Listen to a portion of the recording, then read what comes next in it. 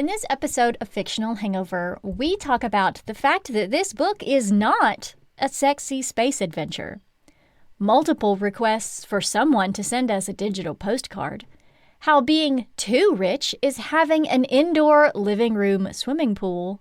Having a wild vibe. And for some reason, poop crying.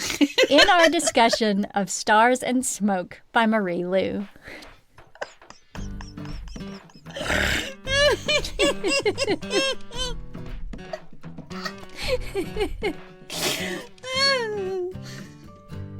Hey everybody, welcome to Fictional Hangover, a podcast about young adult and new adult, and sometimes other books, series, authors, voice actors, and illustrators that is full of spoilers. I'm Amanda.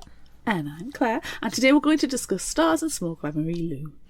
Standard disclaimer. If you haven't read this book, please remember that Fictional Hangover is all about spoilers. If you haven't read or listened and don't want to be spoiled, stop listening to us and go read or listen to the book. Then come back. If you haven't done this but want to pretend that you have, or if you don't care about spoilers, or if you just like the show so much that you don't care about any of that, then listen up. I haven't done it really fast in a while, and I felt like I needed to speed it up a little bit. You progressively got quicker and quicker and quicker to the point where I thought you were going to lose oxygen. I enjoyed it. I did a little bit, but it was fine. You haven't passed out. And breathe. You're fine. You're fine. You haven't passed out. And if you've passed out, that's the money shot. That there is going on the social medias as a videos. Right?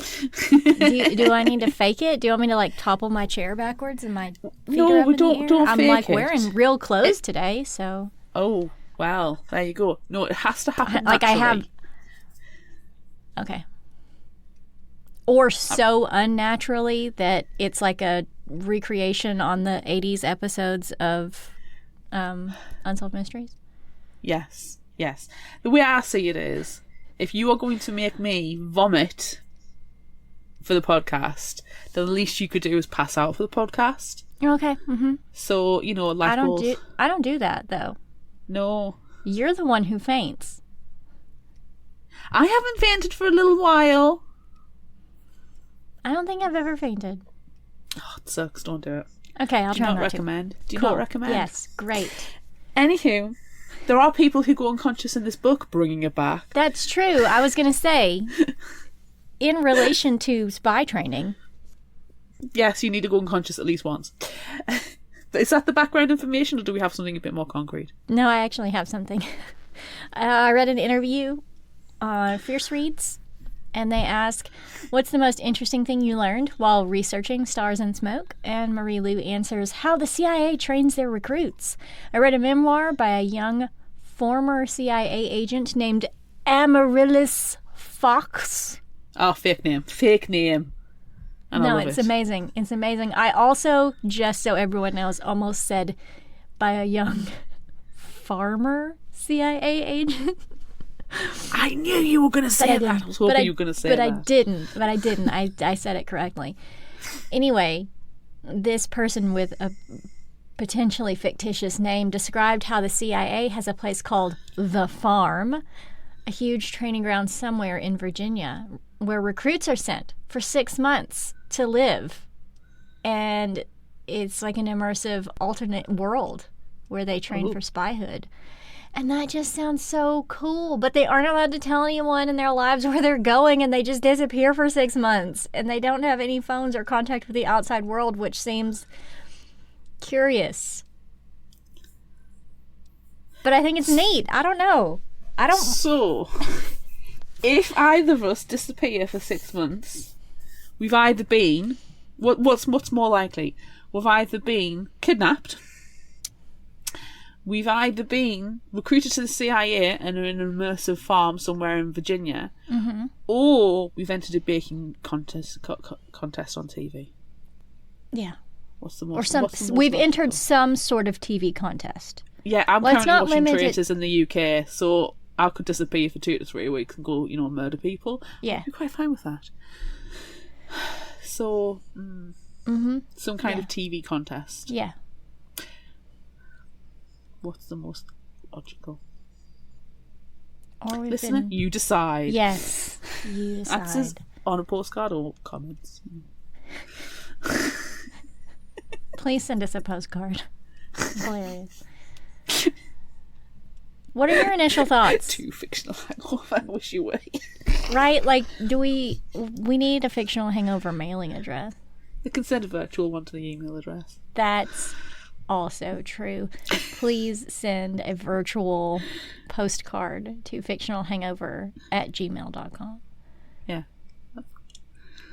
A, B, or C. Someone, just please do it. I don't even care what it is. Just someone to prove that you're listening.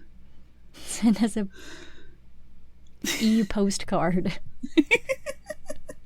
The weirder, the better.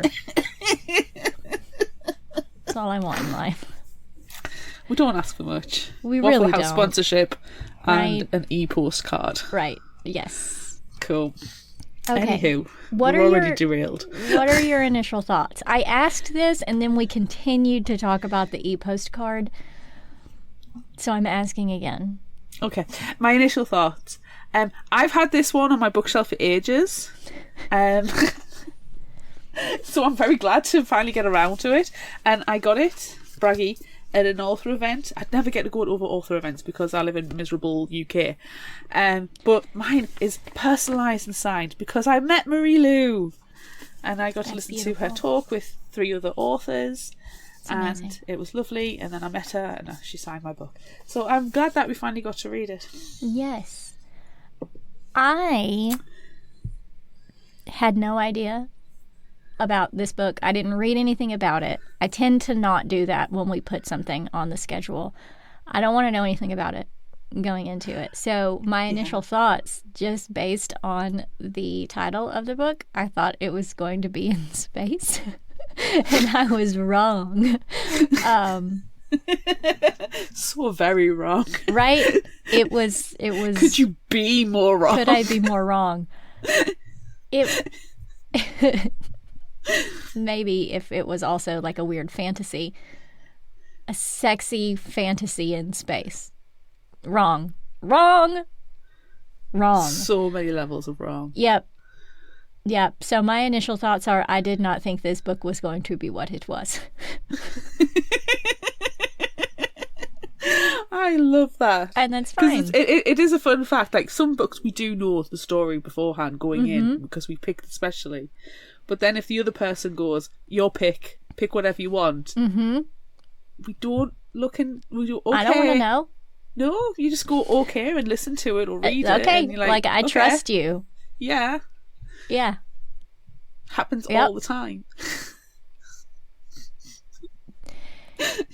Yeah. Oh, I've read Lord. other Marie Lou stuff, and I don't really know why that I thought that this one would be sexy space adventure, because that's... You look at the cover though, Nope. and it does look like sexy space adventure. PSA, this is not a sexy space adventure. It is not a sexy space adventure. It's fine. Should we get into it? Yes, please. Okay. Mission log. 2 agents for the... Oh, are we going to redact it? Am I going to have to go... Hee? Am I have to put in a beep? Am I have to put in a real beep? It was harsh and painful to my ears in the audiobook. You could just go beep. Do you want me to do it for you? Mission log. 2 agents for the Panacea Group are talking about Winter Young, the biggest pop star in the world who has just been recruited for a mission. Sounds important and dangerous, and Agent A has no confidence Winter Young will pull it off. Well, fuck you, Agent A. Agent A Winter stands Young. for asshole. Not really. Not really. They're perfectly fine people. See, I hear we're perfectly fine. Yes, everything is great. Winter Young is en route to the stadium where he'll be performing that night. His agent, Claire, is organising his life and insisting he eat something.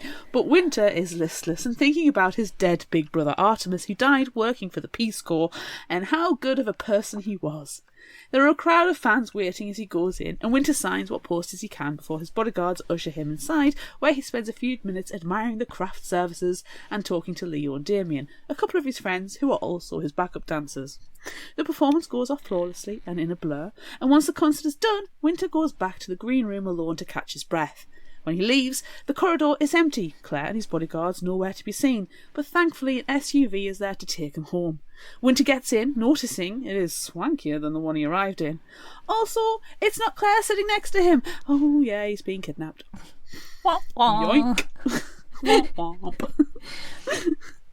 Not Claire introduces herself as Sada Nazari from the Panacea Group, a private company that takes in the work the CIA can't because of all the red tape.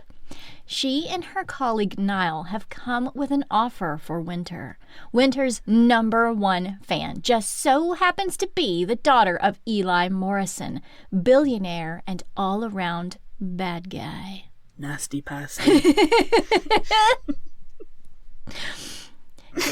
His fortune has been built in shipping drugs, firearms, and people. Eli's daughter is going to be having a huge days-long birthday party in London, and Winter will be hired to perform a private concert and attend all the parties and basically just be in the right place at the right time to get key information in order to take Eli down. Winter declines. It isn't until Sauda teases Winter about Artie's death in the Peace Corps and how it isn't what he thinks it is that Winter reconsiders. Sauda assures Winter he'll be going in with a Panacea bodyguard, the Jackal, and any of the limited people he takes with him will be protected. This is all very strange and unusual for Winter, but he agrees. Time to sign some contracts. Yay, NDAs. Sign here and here and here. Initial here. Oh, you've got little tabs. Yes, yes. Yeah. Anywho, Sydney Cossett, aka the Jackal, is 19 years old, can speak multiple languages, has a thing for shoplifting, and can kick your ass. She's been with the Panacea Group for a couple of years now, recruited by Niall when she was in high school. She wanted a one-way ticket out of her small town and away from what was left of her home life, and is now looking to become a full agent. She doesn't think Winter Young, whose image is on all of the billboards and whose name graces all of the headlines, will be very good. But he is her ticket to getting close to taking down Eli Morrison, who is a very, very bad man, and not afraid of getting his own hands dirty. He's also her ticket to becoming a full-time agent. Guess Sydney's in. Sign here and here, and initial here and here. Winter is picked up from his LA home in an unmarked black SUV and taken to the Claremont Hotel, Minnesota, the unassuming but in plain sight Panacea Group headquarters. After being escorted inside, through security, down corridors, through a walk-in freezer, Winter has brunch with Sauda, Niall, and his new partner, Sydney, aka the Jackal. Sydney does not hide being unimpressed by Winter. Sauda and Niall go into more detail about Eli Morrison's dirty dealings, specifically about shipments of a dangerous weapon called paramecium that's more powerful than an atomic bomb, and the apple of his eye, his daughter, Penelope. Penelope is not involved in her father's business, legal or otherwise, but her secret boyfriend, Connor Doherty, is very much embroiled. He is Eli's financial advisor and will have the records the Panacea Group needs to bring down Eli's business. Winter will use his charm, and Sydney will use her special agent skills to retrieve them. Should be a piece of cake. And at this, Niall comments, "Optimism is my hidden power," which makes Winter sit up. His brother Artie used to say that all the time. What is going on? Sauda tells Winter that Artie was a Panacea agent. What? After Winter processes this revelation for a couple of moments, Sauda, Niall and Sydney take Winter on a little tour of the underground facilities. It's like something from a James Bond or Marvel movie. The super secret spy gadgets are astounding. They are transforming cars and recording devices, and they've made replicas of his jewellery and credit cards with tweaks and changes to make him a real spy. They've even fashioned a ring with a meteorite jewel for him to gift to Connor Doherty, which has a recording device embedded inside. After looking at all this cool tech, Sauda explains the history of the Panacea Group. It was started after the signing of the Declaration of Independence by Charlotte May Hughes to do what was right over what is diplomatic. They have helped the Underground Railroad, they fought the Mafia during Prohibition, and the Nazis during World War II. Punch a Nazi. And now they work with the CIA and other agencies around the world. Artie was a field agent and he died trying to save people during a hostage situation. There is a lot of information being thrown at Winter and he's taking it very well. However, Sydney is still sceptical about him. She is extremely transparent in her distrust, even going so far as to throw a low blow of wishing his brother was still alive instead of him standing there. Ooh. Which is a dick move, Sydney. Yeah, that's not nice. Don't do that. Sydney is back in her apartment in Seattle, studying the thick folder filled with her new fake identity and life for the Morrison mission. She still doesn't like Winter, a sentiment she expresses to Niall when he calls, but she also has a better understanding of him. Winter is destined to be a star, but his emotions are genuine. He's observant, and he was able to take in all the information thrown at him. Still doesn't make him a capable agent. Meanwhile, Winter's gone to visit his mother. Winter's mom is a reluctant and emotionally absent parent. She doesn't ask about what Winter is doing, nor does she express any interest in or remember anything about Winter, and often confuses Winter's life with Artie's. It hurts, but Winter has come to expect it. He has Claire, at least, who calls him about the intense new hire at her doorstep. Great, Sydney's arrived. Great. At Panacea headquarters, Sydney takes Winter to the training facility. She's spent the last 2 years perfecting each room and earning her stripes. Winter, annoyingly, picks up all the maneuvers and rules she throws at him straight away, thanks to the years of learning choreography, which have come in handy. A couple of interesting things happen, though, like the way he closes down when his mother is mentioned, or that he was stabbed and didn't let it hit the newspapers, or that he noticed that Sydney has to breathe a little differently sometimes because of an undisclosed lung condition that would end her Panacea career. Still, that doesn't mean she likes him. Ugh. Ugh. Ugh. Ugh. Ugh. Later, Damien and Leo are giving Winter a hard time about Sydney, as only best friends can. They're too perceptive, and frankly, it's annoying, so it's a relief that the conversation changes. In a mission log, Agent A is fretting for Winter's safety after an orange alert is due to breach at headquarters. Agent B offers to pull agents from the field, but Agent A says it should be okay. Agent B is going to get the London field office to keep an eye on Winter.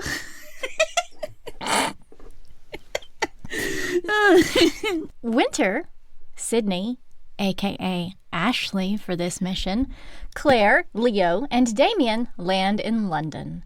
While Leo and Damien are able to forgo the welcome meeting with Eli and Penelope Morrison, the others cannot. In a Kensington house demonstrating Eli's wealth, they meet the very bad man and his daughter. Eli asks Sydney Ashley a lot of questions while Winter charms Penelope. Sydney assumes he is storing the information later to try to catch her in a lie. In the end, Eli concludes Sydney is sleeping with Winter and is the only reason why she is there. Claire concludes that Eli is a monumental prick. Claire's are always right. Claire's can spot a monumental prick from 100 yards. Sydney does a circuit of the house, scanning it for bugs and finding a few in the communal areas. They'll leave them in place, but now she knows where it will be safe to have a conversation. The stairway is not, but Sydney and Winter do have a flirtatious conversation that hides the true meaning of what they are saying, as well as solidify their secret affair scenario Eli picked up on. After, Sydney leaves to collect a supply drop from the London field office. However, the envelope isn't at its designated postbox. There is, however, a mysterious figure parked in a car looking at the postbox. So she heads back to the house, continuing to act totally normal. Back at the house, Winter is taking a dip in the extravagant living room swimming pool. Can I just stop you right here now? I am deeply uncomfortable by the idea of having a swimming pool in my living room. I don't like it. No, I hate it. I hate it. I don't like it. I hate it. Right, thank It's you. weird. Please continue. Sure. Damien and Leo are also there, and they're eating cubes of cheese and Cadbury's twirls on the sofa. It's amazing. Yes. All of this is amazing. They're just chatting, though Damien seems to be a bit too insightful of Winter's nerves when Sydney comes back. The friends give Winter and Sydney room, unknowingly solidifying the secret relationships for Eli's bugs, and Sydney whispers to Winter that they have a problem. There's not enough cheese. I need more cheese. Cheese is for us Mises.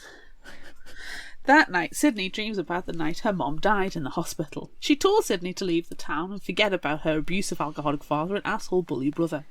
A few weeks later was the first time Sydney shoplifted. It made her feel good, and she craved the high again. She did it after she saw family together, showing genuine affection toward each other, and the want in her became too much. When Sydney suddenly wakes from the dream, she hears Winter downstairs in the Kensington house. Spying on him, she sees he's awake and dancing by himself. His bad dreams are obviously keeping him up too. Sydney watches him until he goes to bed. Creepy.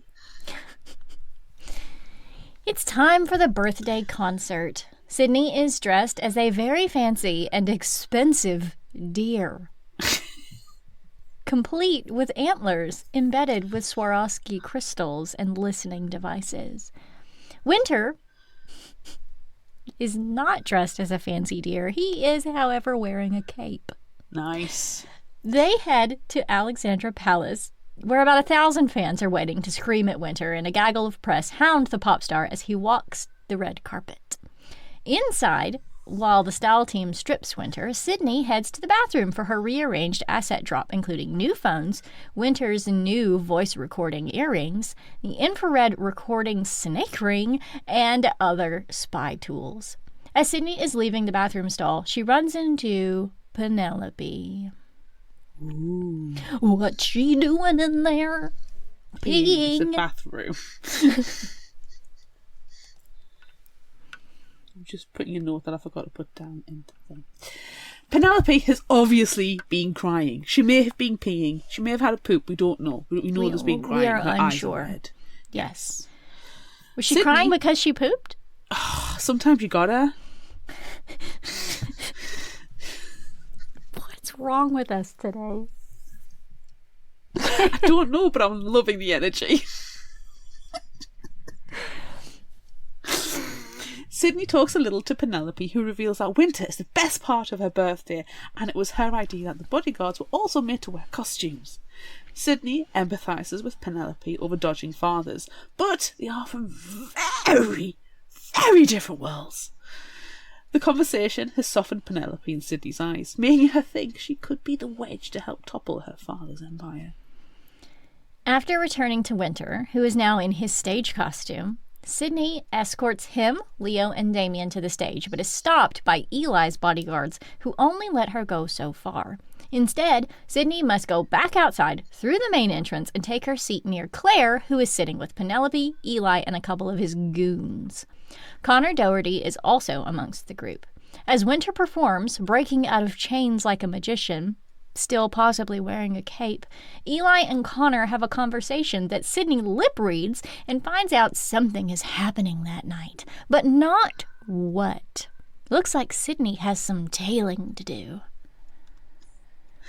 After the concert, Penelope escorts Winter and Sydney to an after-party in some underground tunnels. It's filled with adoring fans and watchful eyes. As Winter and Penelope dance, Sydney keeping an eye from the sideline, Penelope asks if Winter would like to go somewhere with fewer prying eyes, referring to her father's oppressive men. Winter agrees, so Penelope takes him to a hidden part of the tunnels, where the people are gambling and drinking without being constantly watched. Oh look! There's Connor Doherty! Winter asks who Connor is, and when Penelope says her accountant and questions his interest, Winter is able to be truthful and say it's because of the man's beautiful collection of jewelry. Penelope introduces them, and at first Connor is dismissive of the entertainment, but Winter's rare meteorite ring steals Connor's attention. Throughout the conversation, Winter notices that Penelope and Connor are only pretending to have a relationship. When Penelope announces she's bored of the party and asks Winter if he wants to leave too, as an introvert himself, Winter is more than happy to leave. Sydney sees Winter leave with Penelope and notices that Winter no longer has the meteorite intended for Connor, so he must have given it to him. Heading outside herself, Sydney changes her outfit into an all-black practical ensemble and waits for Eli to leave the party so she can follow. It takes a while, but the very bad crime boss eventually comes out with 2 men and gets into the back of a car. Sydney traces the car when she follows on foot before commandeering a motorbike. Eventually, they reach one of Eli's yachts moored in Richmond. 3 men get out, but one is being dragged. It's Eli. Listening in, the heavily accented men warn Eli that he's been short on his shipments for years and he owes them. They then threaten Eli and his loved ones before pulling out a cube of paramecium and placing it inside Eli's mouth before duct taping it closed. No, thank you. No. The new, very bad man walks away, leaving Eli to be watched by one goon, which Sydney sees as her opportunity to rescue Eli for later prosecution. It doesn't go well. The goon doesn't go down easy and manages to punch Eli in the head, causing the paramecium cube to smash and burn Eli's throat and mouth. It's not a pleasant death at all. No. Yikes. Nah. Yikes. Nah, dog. Nah. Dog. No. Meanwhile, Penelope takes Winter back to her place at Holland Park. Penelope takes off her costume headband and hairpin that Connor bought her, and something in Winter tells him to pocket it. Over herbal tea, they talk about wanting more, and Winter mentions he noticed something between Penelope and Connor. Penelope says it's only casual. Suddenly, Winter sees something in a bush outside. It's a gun! He dives for Penelope, shouting, "Get down!" as the shot hits only inches away from them on the sofa. Who wants to kill Penelope? Oh my gosh! So many. It takes a long time before Sydney and Winter reconvene back at the Kensington house. Sydney sent multiple texts, and thankfully her tracker on him told her he was at Penelope's house, but then on the move. As she reaches the Kensington house first, Sydney goes room to room checking for goons. She also had a snoop in Winter's notebook at the songs and interesting things he writes down, ostensibly to check it's not being bugged. Really, honestly, she just seems like she's being very, very nosy. When Winter arrives, they make a call to Sauda and Niall. Together, they explain Eli is dead, and an attempt was made on Penelope's life. Sauda and Niall are pulling them out since their reason for being there is dead, and the Caucasians are making deadly moves. This does not sit right with Sydney, and when they hang up the call, Sydney tells Winter she's not done. Winter says he's staying too. At Sydney's protest, Winter tells her that Penelope and Connor's relationship is a fake and pulls out the hairpin he stole. Turns out there's a mini drive embedded in it. Looks like they're both going rogue. That's so sexy. The next day, there is a huge crowd of fans on the street, like 1,000 of them, concerned about Winter Young after the shooting. Darn that anonymous post to the fan site outing the incident and making it so Winter and Sydney can't fly back to America yet. Oh, darn. Shaking my fist. Did the sarcasm come through? It was Sydney. She did it. On purpose. Winter does order Leo, Damien and Claire back stateside though. They want to stay for Winter, but he's the boss. As the three are leaving the Kensington house, Leo hugs Winter and whispers, "Do not touch the whiskey," that he's literally just poured. Too late! Sydney has just taken a sip. Poison! Dum dum dum! It's poison! Fucking yikes, man. Heat instantly pours down Sydney's throat and into her belly. Winter carries her into the indoor living room swimming pool to help cool her down before following her instructions to get an antidote from her bag. It feels like a lifetime while Winter runs upstairs and Sydney remembers when Sauda and Niall caught her in a lie about stealing from the Panacea headquarters, how she felt she'd let them down. Instead of kicking her out, they encouraged her to understand the trauma that it caused and to work at stopping. When Winter returns, he jumps into the indoor living room swimming pool and pours the antidote into Sydney's mouth. It takes a long time, but it works, and Sydney feels much more like herself. However, she wishes the poison would work again as she embarrassingly asks Winter about the latest song lyrics she read in his notebook. He freely admits that they are about her. Sydney leans in and kisses him in the indoor living room swimming pool. I just don't understand that level of rich. It doesn't make any sense. No. It's too wealthy. They let their mutual passion take them for a few moments, but Winter pulls back and stops it going any further, rightly pointing out that Sydney has just been poisoned and isn't in her right mind. Sydney's foggy mind and unclear memory is very slow to come back, but she does remember Winter trying to stop her from taking a drink. Winter admits Leo told him not to drink, and thinking about it, Leo did pour out all the drinks, and would have known who got which glass, so Leo was being purposeful. Oh. Do you know what this makes me think of? Kronk What? pouring the poison to kill Cusco. Oh, leather crunk! Damn, I need to watch Emperor's New Groove. I love it so much. Could do this weekend.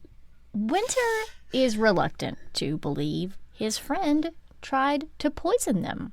He's loyal to a fault and squeaky clean. There was a moment, though, when Winter, Damien, and Leo were being escorted onto the stage area at Penelope's birthday concert, where Leo was also alone with one of Eli's bodyguard goons, and they could have threatened Leo and his extensive family. Leo seems to still be loyal to Winter, like he did warn him, after all. But what about Damien or Claire? Doubt fills Winter. Adding to this, Sydney now wants to pull Winter out of London and send him home, leaving to sneak into the Victoria and Albert Museum, where they watch Connor from the snake ring camera enter a super secret bad guy lair and suspect all the juicy and best incriminating evidence is being held. Winter is unwilling to leave, so he secures his place by taking off his tracker, calling Penelope, and setting up a meeting at the Palace Pavilion. On the way to the Victoria and Albert Museum, Sydney checks Winter's tracker and sees he's still in the Kensington house. Joke's on you, Sydney. Using her super secret spy gadgets, Sydney is able to set off a fire alarm distraction to sneak into the super secret bad guy lair, only having to take out one lonely guard on the way. Inside a storage room, Sydney looks through boxes, finding the latest records and scans them. Just as she's about to upload the files to Sauda, Connor comes in. She tries to kick him in the face, but he dodges, reaches out and plucks her phone before locking her in the pitch-black room. No, thank you. No. When Winter meets with Penelope, it's obvious she's been crying, and we're unsure if she's crying because she was pooping or not. She's not poop crying. Crying while pooping.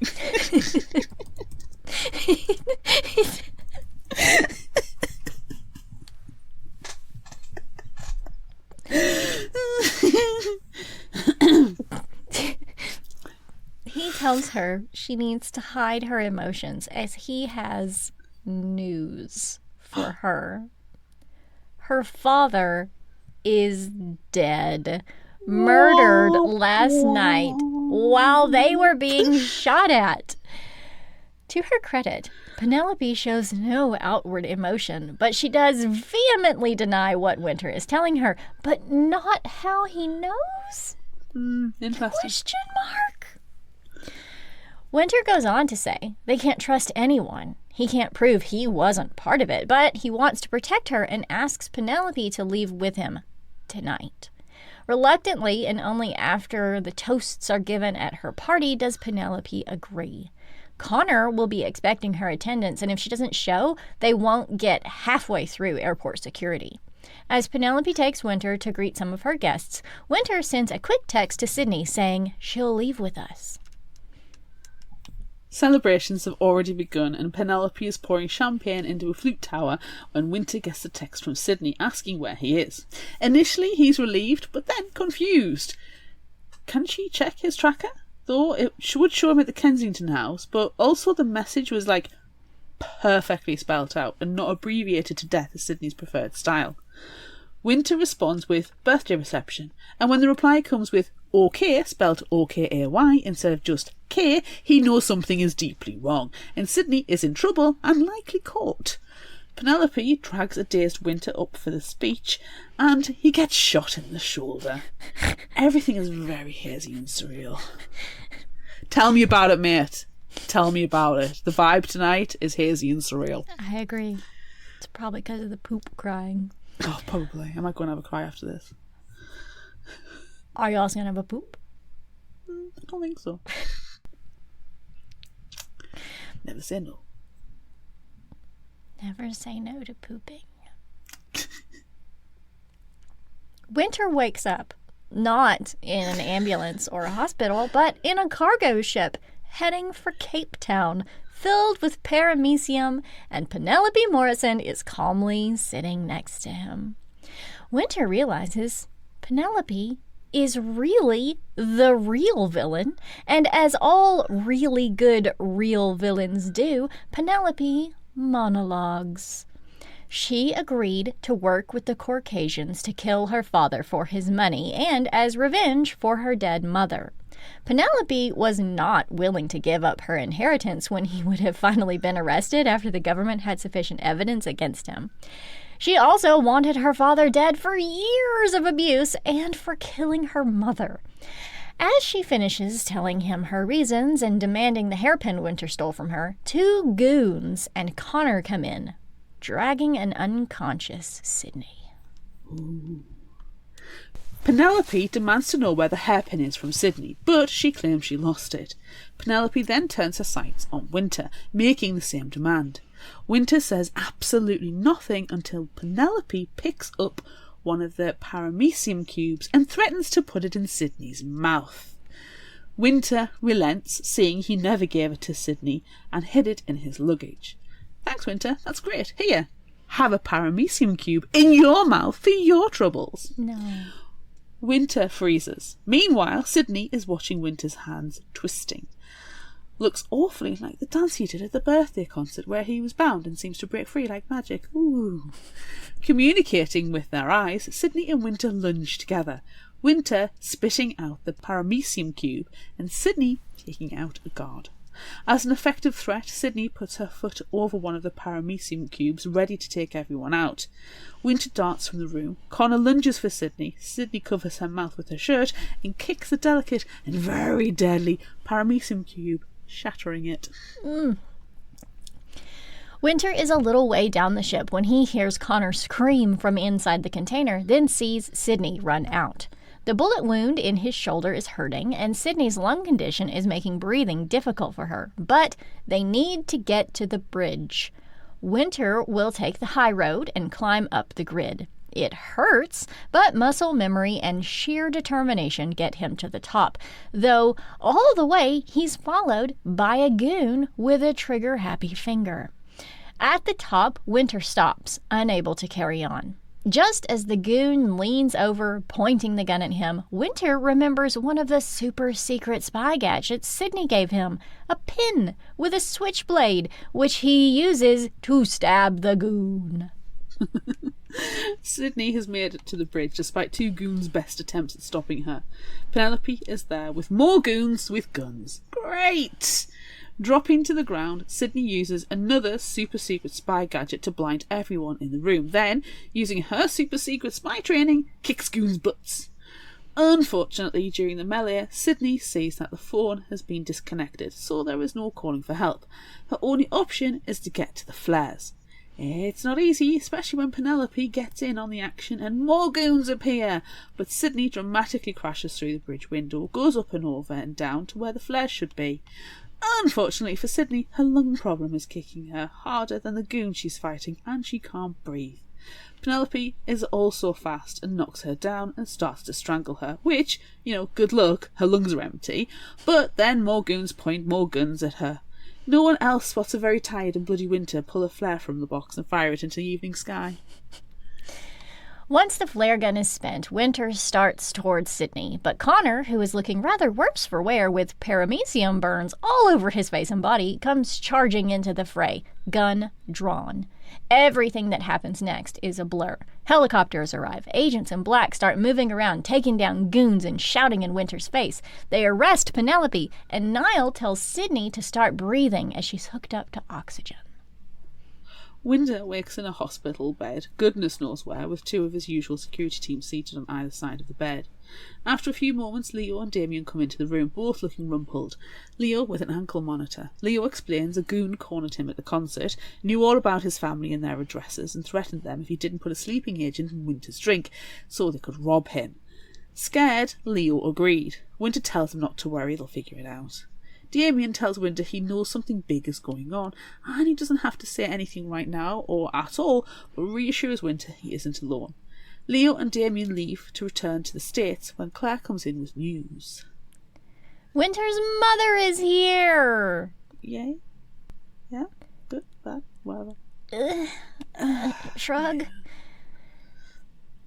Shockingly, she has actually come to see how he is. The conversation is difficult and awkward, but at least she admits that she hasn't been a good mother, though she doesn't make any promises to change. She does say, though, that she's trying her best. I call bullshit. Winter is just glad she came, if only for a few minutes. After she leaves, with her usual impeccable timing, Claire comes into his room, sits on his bed, holds Winter's hand, and lets him cry. You're welcome. Sydney and Sauda sit in a car outside Winter's hospital surrounded by his fans. Sauda gives Sydney a mild dressing down for going rogue, but she got the job done. Sydney has also earned Sauda and Niall's recommendation to be made a full agent. Yay. But what about her lung condition? Yeah, they knew about that all the time. I mean, come on. They built in breathing techniques and strategies into her training to compensate for it. Duh. Sauda also cautions Sydney about Winter offering to schedule her flight home the following day so she can say a proper goodbye. But Sydney wants to leave with Sauda that night, so she'll make her goodbye quick. Sydney goes through the side door into the hospital to Winter's room, where he's packed up and ready to leave. They both want to stay and they both want to go, but both know they need to walk different paths. In their own way, they convey all their emotions and say goodbye. Mission log.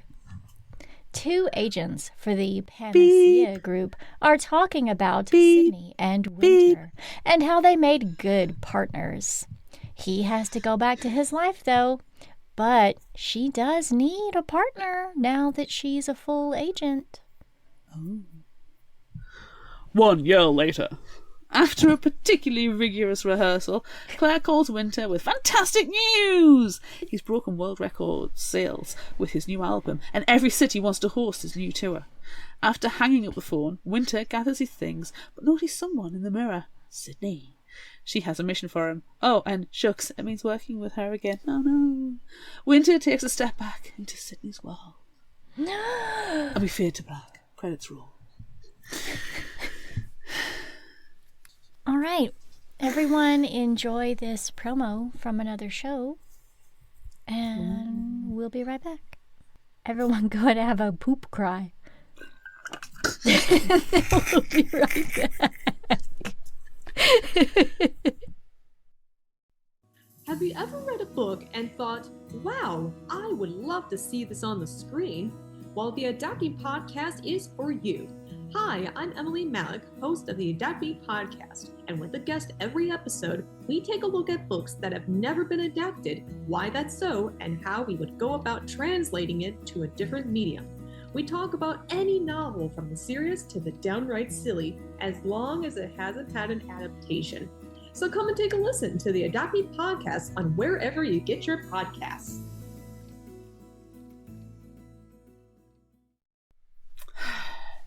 Do you know what I really enjoy? Poop crying. Poop crying, yes. I enjoy when we latch onto something that has absolutely nothing to do with the book, but goddamn, it's funny. That might be my standout moment. It's one of my favorite things about this podcast, Claire.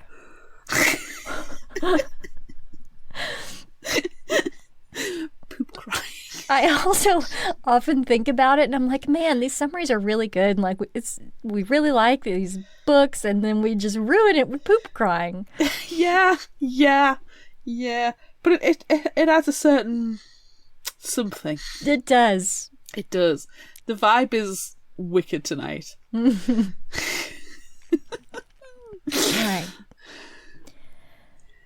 Oh, sensibly though. Sensibly. I like Winter more than I like Sydney. Hard agree. She seems so full of herself, and she's only 19.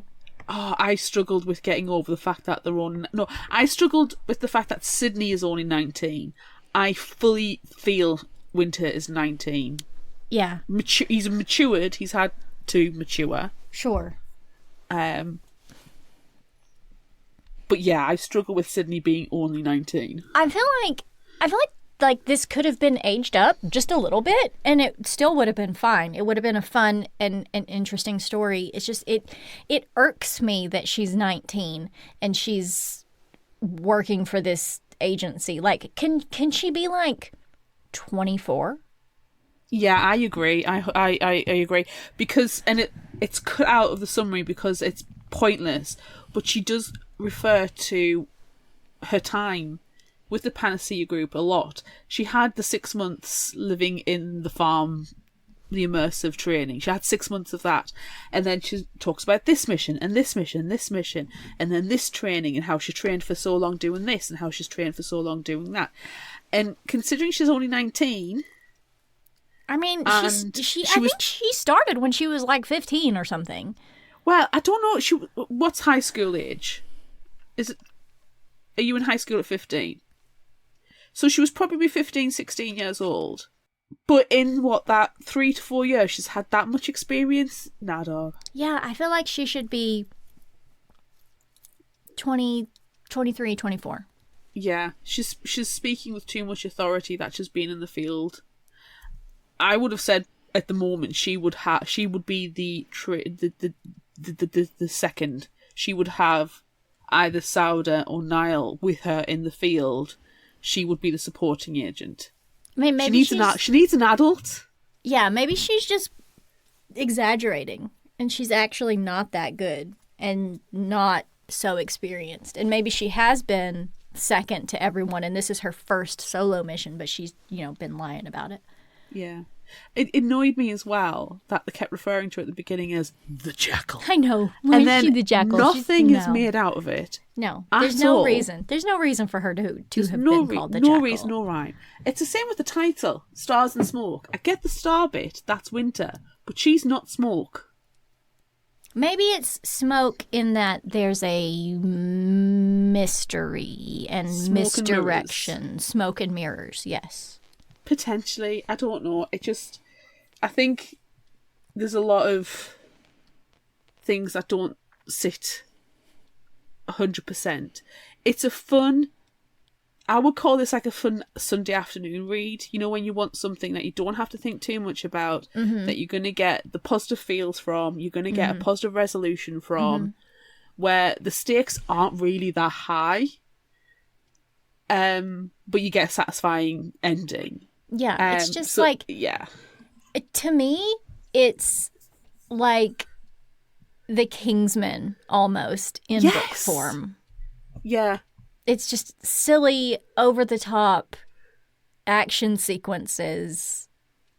And it's fun and good, but like don't take it too seriously, I don't think. oh heck yeah. I was getting annoyed a bit by in both Winter and Sydney's, where we had a lot of like flashbacks and thoughts about. So Winter's mom is neglectful. Yes. I'm sorry, she needs to be cut off. She's shitty. Stop it. She should just get rid of her. She doesn't deserve him. No. Who travels across the Atlantic Ocean to go and visit their son in the hospital for 2 minutes?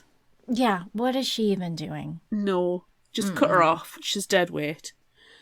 Then he's hung up about his brother Artie. Fine. Have Artie or have your mum. But we don't need a shitty parent, and we don't need a dead brother. We don't need both of them. And then with Sydney, you've got a shitty brother, an alcoholic, abusive father, and a dead mom. Do we need all three of those? Nah. And the other thing with Sydney, what the fuck is the lung condition? Because she was like, her mum died of it. And now she's got it, and she's going to get kicked out of the Panacea group, who obviously know that she will have it because she'll have had many medicals, plus hospital stays where she'll have had all of the checkups and things done there. Yeah. There's no way they wouldn't have known about it. And if, all honesty, it was coming across that she has asthma. Surely it's, I mean, not, asthma can be very serious for some. Yes, it but is. surely it's more serious than that. I would hope so. But how they were describing it, Yeah. she's got a really shitty case of asthma, and she just needs an inhaler. Yeah. And I'm like, but it just kept saying lung condition. So it's either made up bullshit, or it wasn't really, and she just thinks she does, and she's just got asthma. Look, I just think that Sydney is an unreliable narrator, and she's making up, she's a compulsive liar, she's making up all this shit. She's making herself out to be so much more impressive, so much more important than she actually is. And she doesn't want to say that she has asthma, and that's why she, struggles leaping from the tops of tall buildings or whatever. So she just says, I have a lung condition. I can't. I think she's sound just sexy, love. I think she's just full of herself. And I think do as well. that she just wants everyone to think that she's better than she is. Yeah, she is stuck up her own arse. Yeah, I think so. It was vexing. It was getting really annoying, and the way she was like being so derogatory towards Winter, but then she's going, "He's so attractive. He has such star appeal. This is what the it factor looks like. This is exactly why he has thousands and thousands of adoring fans. This is why he tops the charts. Oh my God, look at his hot body. Oh, sexy drool. Oh my God, calm yourself, love. Have some self-respect as well." Yeah. Yeah, so she wasn't my favourite, but I did like Winter. I did like the fact that Winter has very positive relationships with other men. Yes. They're happy to share feelings. Yes. They talk to each other. It was very nice to have that. Yes. The fact that he has a found family with Claire and Leo and Damien, really appreciated them. And okay, so he does have the shitty mom and he has the dead brother, which is, pick one or the other. Yeah. But I like the fact he thought about his brother so much, and that his brother was his role model. But actually, Artie probably saw Winter as being his role model, and it was very It was a nice sibling relationship. Yeah. So yeah, I did like Winter, and I like the fact he was capable and that he was able to use his history with choreography and memorizing, and he's got all this training that it's non-standard spy training, but actually it's there. Yeah, just the same as Sydney's got natural talent with languages. Yes. It's like football players who take ballet or whatever that old thing was. Like, he's talented because he's a dancer.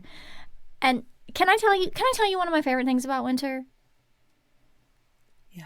I really loved that he's bisexual. Like, he and Damien used to date. Oh, cute ass couple. So cute. Like, I wish that he would have just stayed with Damien.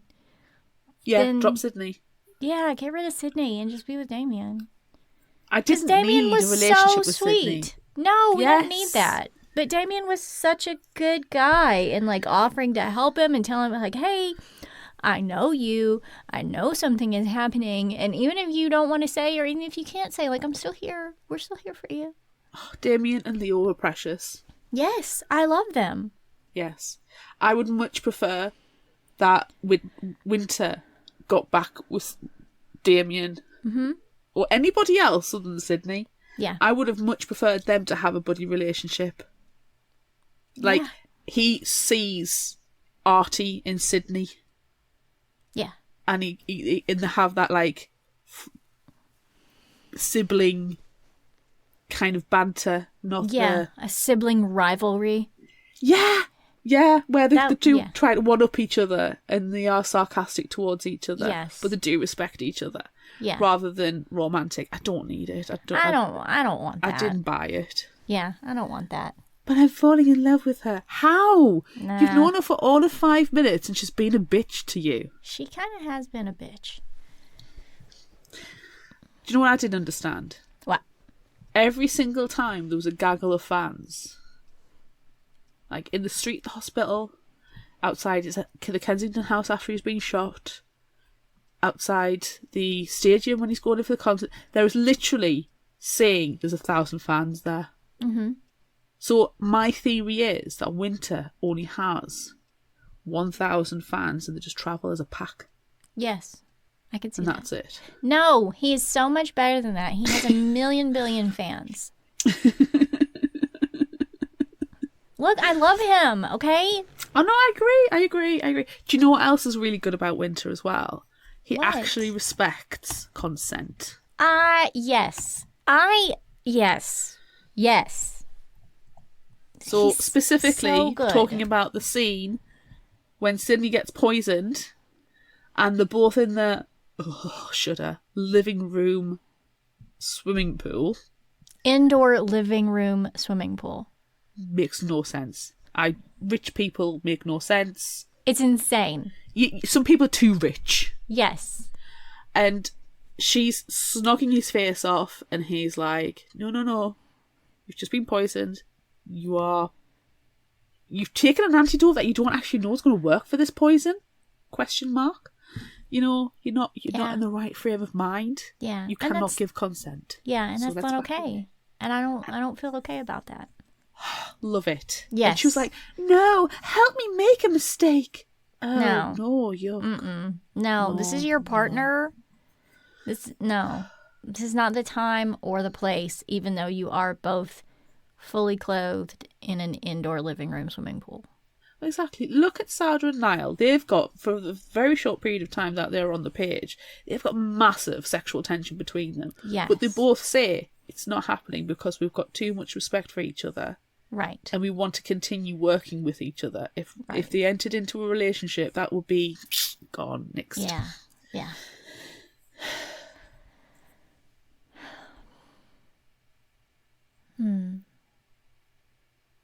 What So else? it's a spy book, okay? Yeah, and it's fun. Think of And it. it should be full of surprises and twists and turns. Yeah. So I'm going to jump ahead a little bit to surprises and say, I mean, I were think- there any? I don't think so. The only thing that surprises me is that they were so young. Oh god, yes. Heck yes. The fact that Connor came back after getting his face melted like a Nazi at the end of Raiders of the Lost Ark. Yes. With the He looked kind of at the Ark of the Covenant. Oh hell yeah, he stuck his head right in the Ark of the Covenant. He did. But he's like, no, I'm going to still try and kick your ass. I think the big shocker was supposed to be that Penelope Morrison was not quite the innocent daughter that she's portrayed to be. But I don't know about you, but as soon as they went, this is Eli Morrison, and he's a very bad man, and this is his daughter, who is not named for a very long period of time, is a innocent, sweet girl who knows nothing. Nah. You're like, yeah, nah, guilty. Nah. As Nah. soon as it was mentioned, Yeah. guilty. Yeah. I think I was surprised how long it took before this actually said Penelope's name. It wasn't until we're in Kensington and you actually go, and this is my daughter Penelope. Ah.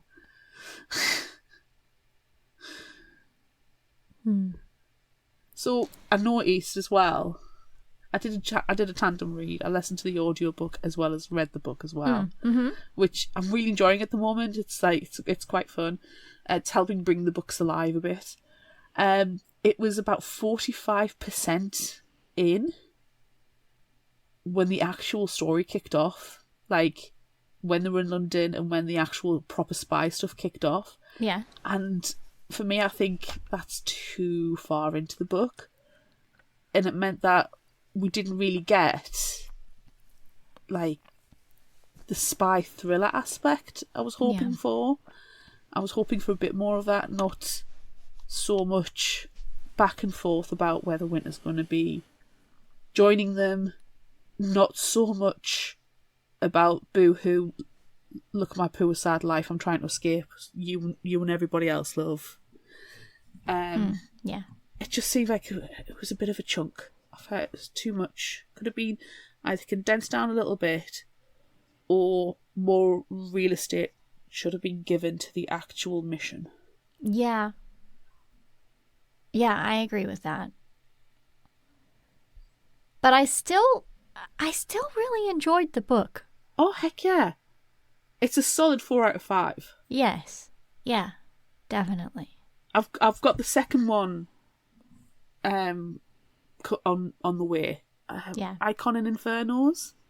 Yes. Because I do want to continue reading it. Yeah. I do want to find out what's going on. I am invested in these characters. But there's just a little bit of mismatch for me in terms of storytelling. Yeah. But I am invested in Winter. Same. And Claire. And Leo. And Damien. And everyone. And I'm invested visiting. in seeing Sydney Garrow butt kicked. That would be really nice. But no, I really did enjoy it. It was solid 4 out of 5. Really easy read. Yes. Fun action sequences. Those were really well written. I really like the Panaceum. Can I ever say it? Paramecium. Paramecium, thank you. The paramecium in the mouth bit. Oh. I can't do that. I can't, like, hold something. It makes me gag. It makes me gag even to think about it. It makes me think of the mushrooms in the throat again. Oh! Yep. Nah, dog. Like, I can't even like put a pencil in my teeth. You know, if like my hands are full and I need to put my pencil somewhere, like I can't even do that without. It's very specifically metal for me. So like, you know, if you go to a coffee shop and you get like the wooden stirrers, I'm fine with that. I could put that in my mouth and hold that.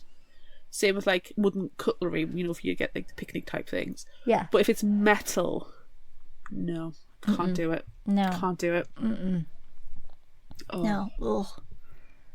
And these are delicate glass cubes. Yeah, I know. And then imagine, like, with Eli, it's duct taped inside your mouth. I would just be like, well, fuck, I'm swallowing it. I don't have any choice. I'll tell you right now, if you swallow the paramecium cube, you are crying while you're pooping. Yes, Guaranteed. you are.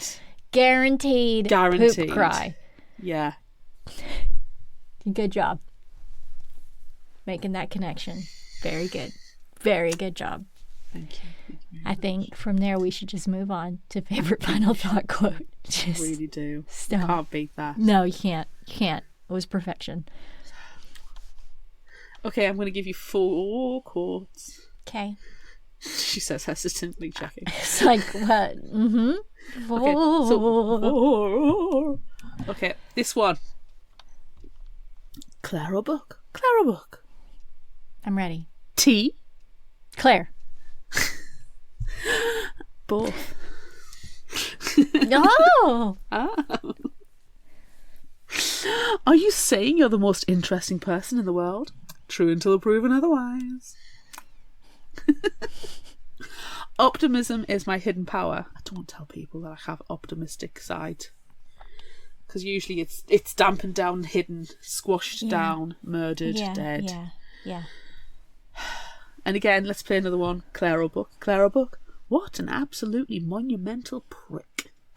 The correct answer is both. Both, Claires. Both. Go on then, give us yours. It might not be obvious, he said, but I'm an introvert. She brightened at that. Me too! I feel like that's very me.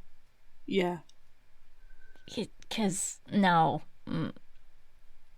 I don't want to people. I fake it, but I don't want to. My social battery is teeny tiny. It's very small. It's like one of those button batteries you get. Yes. Yeah.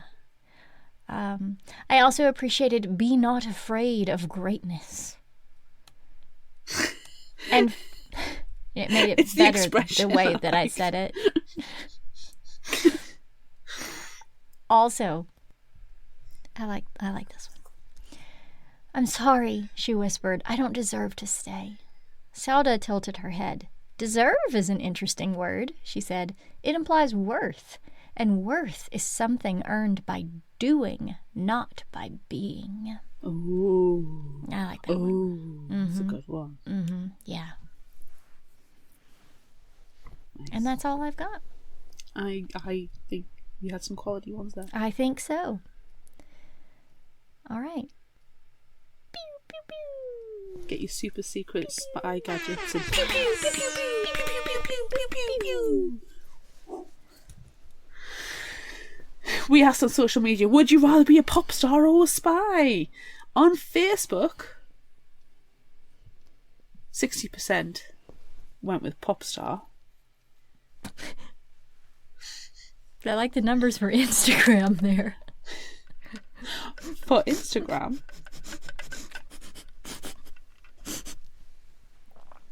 64% said spy. On TikTok, 60% said pop star, which surprises no one, and I'm surprised it's not higher on TikTok, given the content of TikTok. Same. And Threads, whatever. We have a couple of comments. Emily on Facebook said, I would go for being a pop star because I can sing and dance and be charm. Plus, I would make for a crappy spy because I would most likely shout, I'm spying on you, while on the job. I could see that. Happening. Katrina on Facebook said, I am a terrible liar and not very sneaky, so I think I would make a poor spy. I mean, I also can't sing, so I wouldn't make the best pop star either. Maybe they could auto-tune my voice, though. Or just have me lip-sync like Milli Vanilli. Milli Vanilli flashback. Oh my god. It's amazing. I love it. Girl, you know it's true. I love you. I love Milli Vanilli. Shut up, everyone. Rude. Coral on Facebook said, the gliz and glam for being a pop star. Not sure if I could handle being in that spotlight, but being a spy in the shadows sounds a little more mysterious and more my speed. Brand new author friend Shelly P writes on Instagram, says spy. Haha. Headzilla on Instagram said, just call me sexy McCool, super spy and all around badass. It would be awesome to be a pop star, but the problem is I hate crowds and I can't sing very well in public. You should hear me in the shower though. Spy seems to fit better, secretive and solitary as an oyster. hang on, that's Scrooge. You know what? I'm just going to go with it. Oyster time. It's oyster time. I'm pretty sure it's oyster time. Yeah. Glim Glam Jen on Instagram says, picture this. I'm walking down the street. The sky above me darkens. You look up, startled. Hundreds of birds descend on me. That's right. You've encountered pop star Jenny Starling. It's been a while since we've had a good long quote from Glim Glam Jen. It is, but I also want to vomit by all of the hundreds of birds. I know. descending. I know you do, but I appreciate it. I appreciate it. It was really good. Brie Tart on Instagram said, pop star for sure. I'm not subtle enough for spy work, and I could let my face be as loud as I want blaring on stage. I too have been described as having a face with subtitles. Yes, I believe I said it of myself earlier today that I don't have a quiet face. No. Yeah. The only time I've ever been able to play poker successfully was drunk, and I think it's because when I get too drunk, I'm just too tired to move. Sure. Excellent poker face. Yeah. Pop star or spy? Pop star or spy? I would much rather be a pop star. I have no discernible skills as a pop star, but I would rather be a pop star than a spy. Yeah, well, I mean, to be fair, spies these days are behind a computer Yeah. doing computer shit. They're not in the Yeah. field. It's not James Bond is a fallacy. Yeah. There's no Kingsman action happening. No, I think if you are, it's because you're infiltrating a government in order to be in a key position in order to murder people. So Yeah. it's more of an assassination target than it is Yeah. a Like, spy. like a mercenary instead of a spy. Yeah. Also, if you're a pop star and you're good at it, you might have an indoor living room swimming pool. No, you're just being too rich. Look, I I'm don't a get good pop star. I'm so rich. No, I mean, I'm going to be a pop star. Okay. I am, but not for the indoor living room swimming pool, because No? I just don't get it. Do you not understand? It wouldn't smell good. It would smell like chlorine, or I guess you probably might have like a saltwater pool, but still, stuff would get wet that is not supposed to get wet. Exactly. And you know, you're sitting there and you're like, oh, I'm just going to watch this Arnold Schwarzenegger movie. A picture. You're watching Running Man. Yes. You've got a big bucket of popcorn. It's And you're wet. sitting on the sofa, but it's still moist because there's a fucking huge swimming pool in your living room. Do you know what this makes me think of? Do you know what this makes me think of? Tell me. Back to the Future Part 2. When Biff is in the hot tub with the babes and he's watching Oh my God, Clint yes. Eastwood. Yes. Yeah. And then his remote control gets dumped into the hot tub. 100% yes. I don't want to be Biff. No, nobody wants to be Biff. Don't Nobody- be Biff. Don't be Biff. Don't be Biff. Don't be Biff. Oh my God, it's another PSA. I know. Stop it. Okay. Next question. So uncomfortable. Okay. Yes, next question. Would you rather sneak into the Victoria and Albert Museum layer or run the gauntlet to the bridge? I'm sneaking into the museum because I ain't doing the gauntlet on the bridge. I would rather do Neither the gauntlet on the Sydney- bridge. No, neither Sydney nor Winter had a good time with that. You're getting shot at. You've got to use, like, stamina and strength. At least with the Victorian Albert Museum, you're using your smarts, your super secret spy gadgets, and Yeah. a swift hard kick between the balls. And then you get locked in a room by yourself in the darkness. I No. call that nap time. I don't want to do that. I don't Well, want to get I'll locked do in a this. secret I'll do room. the covert, sneaky, super sneaky. You can go and run the gauntlet. Okay. It's And then we'll like win the game American show. Gladiators. Yes, we're going to win the game show. Yes. We're going to win the Running Man. Yes. Oh my God. I want to fight the guy who has all the Christmas lights on. Oh, hells yeah. You can do that. Come on. Okay. He was on the maze, wasn't he? Yeah, and then he shows up again at the end, and like he disappeared for a long time, and then he's like there. That's such a WWE wrestler move to do. Yes. What are you, Vince McMahon or Stone Cold Steve Austin in the Royal Rumble? Sorry, I've been watching a lot of wrestling lately. I can tell this is the second episode where you've mentioned it. Is it? Yeah, you talked about it a lot. I mean, we also talked about professional wrestlers in the last episode, so it made more sense. I genuinely can't even remember what the last episode was. It's because you blocked it out. Oh, yes, I do. It's Yes, I because do. It's because you blocked it out. No, I've remembered. Yeah. Yeah. Next question. Would you rather use paramecium or poison as a weapon? Poison. Poison for Cusco. The poison made specifically to kill Cusco. Cusco's poison. Can't get a better answer than that. Mm-mm. You've won that one. Let's just move on. Thank you. Would you rather go to a party in the underground tunnel or at the Palace Pavilion? Now, you see, I think the underground tunnel would be quite cool. Yeah.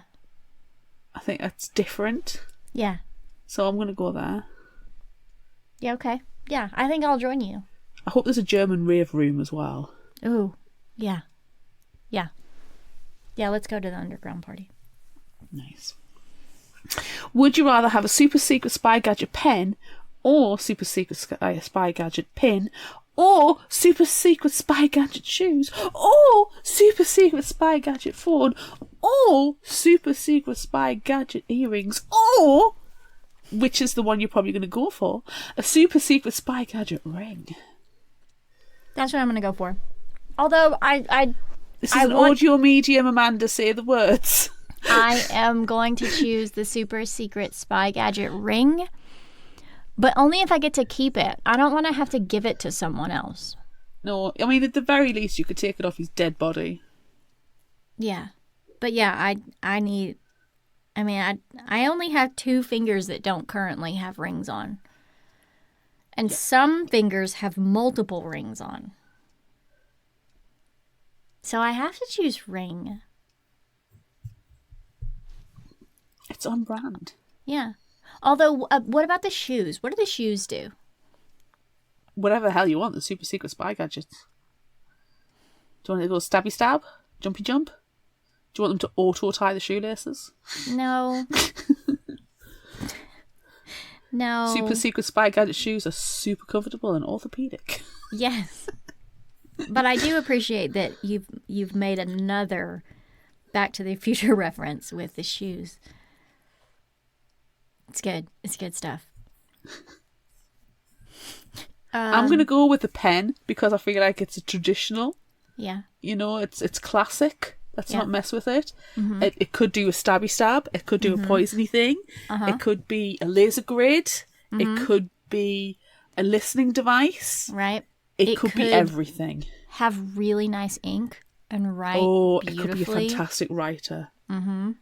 If my handwriting is shocking, I wrote notes the other day and I had to take a picture just so I could come home and show the hubby, and he was like, "What the hell have you written?" I was like, "I do not know." Right. I will send you it later. You will laugh. Yeah, but if I could get the super secret spy gadget pen that just wrote for me, that's called voice memo. Right. Yeah, I would. That would be amazing. But no, I think pen is a classic. I want to Pen, yeah, pen is classic. Yes. Yeah. I'm already convinced that my phone listens to me. So Oh, it does 100%. completely. That's just a thing. That's a I'll tell you right known now. I'll go on thing. Facebook and I'll probably have an advert for a super secret spy gadget. Yeah, or a fancy pen. Yeah. Yeah. Fancy pen. Pen. There we go. Let's see what happens. I'm glad you said it like to the screen. It was good. Well, that's its face. What am I going to do? Talk to its ass? Pen. Yes, I'm glad you put Oh no, your it's mouth crying. on it It's too. crying. Oh no. Oh no. Oh no. I'm gonna cry again. Oh dear me! What the hell? What the hell? The I don't vibe? know. Let's move on. If you liked this, try this. What are you going to suggest? I am going to suggest something. I haven't read it for years. I really, really loved it, and I've only read the first one, and I want to go back in and I want to try and read some of the series. And it's a book called The Rook by Daniel O'Malley. I may have recommended this before, and it's honestly worth recommending again. It's set in the UK as well, set in London, so it's not even hashtag tenuous links TM. It is full on linked. Okay. So the summary from Goodreads. The body you were wearing used to be mine. Good for February's body swap as well. Ooh, indeed. So begins the letter Mfanwe Thomas is holding when she awakes in a London park surrounded by bodies all wearing latex gloves. With no recollection of who she is, Mfanwe must follow the instructions her former self left behind to discover her identity and track down the agents who want to destroy her. She soon learns that she is a Rook, a high-ranking member of a secret organisation called the Check that battles the many supernatural forces at work in Britain.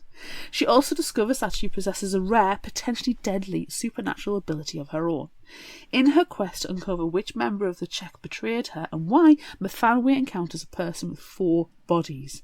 An aristocratic woman who can enter her dreams, a secret training facility where children are transformed into deadly fighters, and a conspiracy more vast than she could ever have imagined. Filled with characters both fascinating and fantastical, The Rook is a richly inventive, suspenseful, and often wry thriller that makes an ambitious debut from a promising young writer. It is really good, and the person with 4 bodies, very interesting character. Do you know what? I might even see if we've got the room in the schedule next month to fit and shoehorn this one in. Nice. All right. Because I really do enjoy it. All right. What have you got? I am going to suggest one that has been on my TBR pile for a long, long time, and I would like to read it, so I might have to try to shoehorn it in somewhere like you're just doing with yours. Do it. I am going to suggest Ace of Spades by Farida Abike Imide. It sounds really fun. The summary is from Goodreads. Welcome to Nevaeus Private Academy, where money paves the hallways and the students are never less than perfect. Until now. Because anonymous texter, Aces, is bringing 2 students' dark secrets to light. Talented musician Devin buries himself in rehearsals, but he can't escape the spotlight when his private photos go public. Head girl Chiamaka isn't afraid to get what she wants, but soon everyone will know the price she has paid for power. Someone is out to get them both, someone who holds all the aces, and they're planning much more than a high school game. That sounds really fun as well. Yes. Right, let's shoehorn that one in the schedule. Yes, we'll squish it in somewhere. We need to do this more often. I know. I'm enjoying this. Yes. Oh, okay. Do we have any new and indie spotlights that are thematically appropriate, or this month, next month, another month? I think it's more hashtag tenuous link. I think it'll be a good hashtag tenuous link here. We do like that. We do like that. This one is called The Therans, Secrets Beneath Scars by Sydney Breck. And this one comes out February 20th. Hope carries a cruel price and demands payment. 16-year-old Callie Tresham is haunted by her parents' brutal murder, an assassination she foresaw. As she struggles to conceal the curse of her supernatural powers, she faces a new trial: surviving public school. Oh, hashtag relatable. No. When a menacing photo ignites a quest for truth, the origin of Callie's powers exposes the threat of a sinister conspiracy. She'll have to use every skill in her arsenal to outsmart a relentless adversary who wants her dead. She makes a dangerous bargain. Yet the deal grows deadlier. The threats increase, the romance grows cold, and the death toll rises. Everyone has a price or secret to exploit. Worse, she finds legends are codes revealing history's dangerous truths. She has to conquer or die. Ooh. So fun. I love getting emails from authors sharing books. I love it. I love it so much. Yes, keep doing it. Yeah. Do Really. it. Do it. And do it and say, you know what? I'm going to talk to you because you girls are amazing. Yeah. And we'll And be then- like, oh, thanks. Yeah. And then send us a digital postcard. Yes.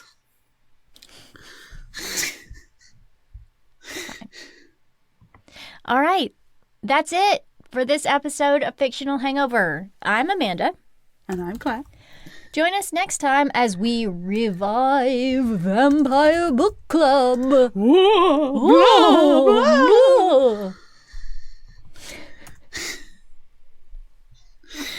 I feel bad that we did that with this book because this book does not have that kind of vampires in it. No. Blue. No. Do not be a blow. You're uncouth. Join us next time as we discuss Soulless by Gail Carriger. Yes! Yay! Look out for our Would You Rather polls and monthly challenges on social media, while social media still exists. Don't forget about our book club on Discord. Be sure to visit our shop on Redbubble at fictionalhangover.redbubble.com for all your favorite Fictional Hangover themed merchandise, and become a patron of ours on Patreon at patreon.com/fictionalhangover. Until next time, remember, the only cure for a fictional hangover is another book.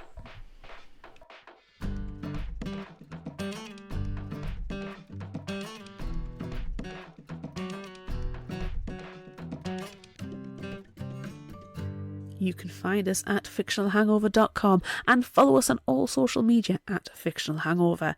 If you like this episode, check out our others and be sure to rate, review and subscribe so you don't miss out. Thanks for listening.